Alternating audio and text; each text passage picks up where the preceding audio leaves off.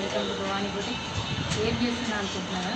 నేను paper punching చేస్తున్నానండి. Design ఇది వచ్చేసి మనకు ప్లాస్టిక్ పేపర్ వస్తుందండి. ఇది 2 సైడ్స్ ఒకేలాగా అయితే ఉండదు. ఒకటి షైనింగ్ ఉంటుందన్నమాట, ఇంకోటి నార్మల్గా ఉంటుంది. మనకు వర్కర్స్ వేసేటప్పుడైతే ఇటు పక్క వేస్తారండి డిజైన్, అంటే షైనింగ్ లేని సైడ్ వేస్తారన్నమాట డిజైన్.